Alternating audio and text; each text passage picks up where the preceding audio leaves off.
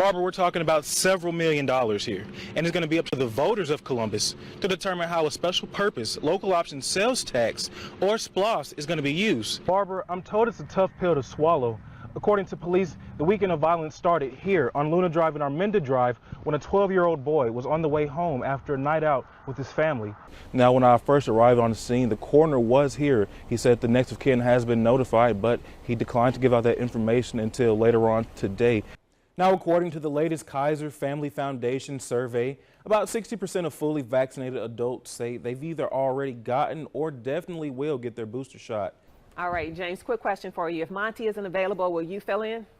Of course I will. I got you guys. Don't worry. Make a great Santa. All right, James. Right. Great job.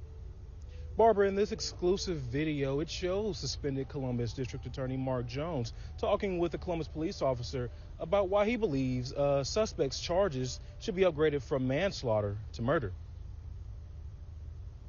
Man, he meant to kill that. No, he didn't. Yeah, he did. Because why the would he have shot him? In this exclusive video obtained by News Leader 9, District Attorney Mark Jones is using slurred speech, talking with a police officer about a case from earlier this year. You may remember 18-year-old Sarah Holtrop, who was shot and killed at a home in East Columbus back in February. Holtrop. Michelle Holtrop on behalf of Sarah Holtrop. I don't know what the problem is. But they said there's dancing with the gun, whatever the that means. Shot her daughter, bro. Police say Holtrop was shot on Carmel Drive while asleep on a couch. We're told the 18-year-old was shot by 20-year-old Elijah Farrell by accident. Jones claims Farrell shot her on purpose because he thought she was cheating on him. What the are you doing for that family, bro? That's up. You can't dance with a gun and shoot somebody. Okay, well, there's a lot more to that story than just that. Well, what's the rest of it? I presented it in grand jury. I presented it in recorder's court. Man. The video shows more than 10 minutes of conversation between the two, Jones eventually realizing he's being recorded. He's recording me. What the are you doing? My camera's always on. Huh? My camera's always on when I work out here. Man, y'all. I'm trying to have some fun. What the are you doing, dude? What's going on with y'all, man? And for that full sloppy recipe, you can go to our website, WTVM.com/food. To the trial of District Attorney Mark Jones, things came to an unexpected stop today. Court testimony revealed that witnesses had been watching the live streaming of the court proceedings before taking the witness stand. Since the attacks on America, September 11th, 2001, more than 7,000 service members have laid down their lives. Barbara, Jason, they tell me they're just trying to take it one day at a time as they go through the process of making funeral arrangements for 35-year-old Jessica Martin. I'm told Martin, her boyfriend, and their unborn child were ripped from this world when Martin's ex-husband kicked down their door Friday afternoon. She was our glue, honestly, and it's tough, but it's gonna get better eventually.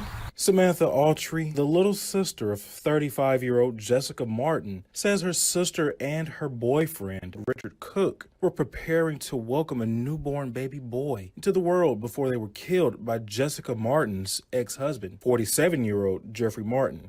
Jessica was 6 weeks shy of having a baby. She was 6 weeks shy of her due date. Autry says his name would have been Robbie after their grandmother. I just want to say that Richard really went out like a real man for his family. He stood his ground, and when that man came in his house, Richard stood there with a baseball bat against a gun, and he died protecting his wife and unborn child. According to police, Martin's ex-husband shot and killed her and Richard Cook in their home along Highway 80 on Misty Lane in Phoenix City. Family members say Jessica and Jeffrey's 14-year-old son was also in the house at the time of the shooting. When I came in from the driveway, he come running to me and said, "Uncle Bubba, Richard's dead. He my dad shot him in the head." But he went in there and said, "My mom was gurgling, you know." So that he's gonna need a lot of counseling. They go on to say shortly after leaving the scene, the 47-year-old went into a wooded area across the highway from their home and took his own life. Jeffrey Martin is is someone that should have stayed in the past.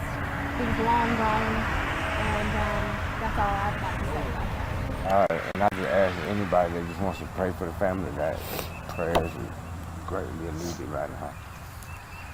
For direction, strength, everything.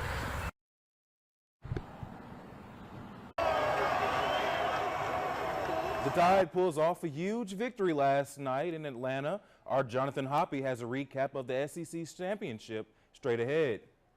Plus, a new redistricting map for Columbus is set to be voted on at City Council this week. More on the changes is coming up.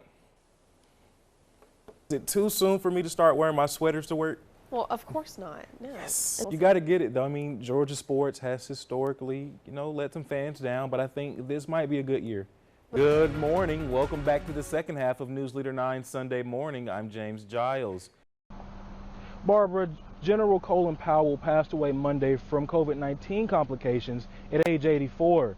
Today I spoke with an Ellerslie couple who says the former Secretary of State's success had a big impact on their lives.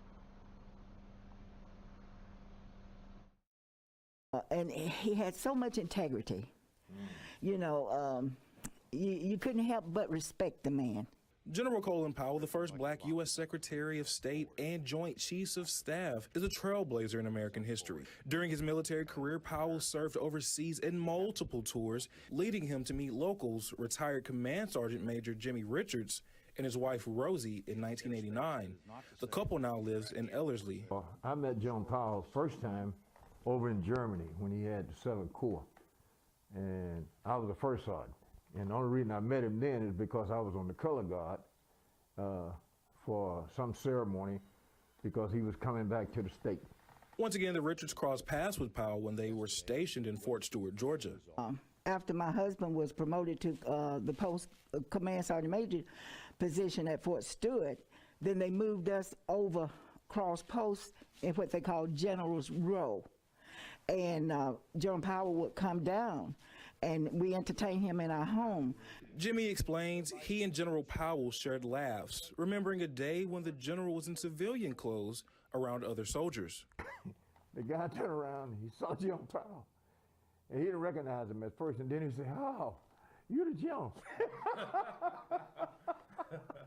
Rosie says she hopes Powell's legacy leaves an impact on today's generation of young people. Just hope and pray that that our young, especially young black men, will emulate him. So he was a great guy. He was a great leader.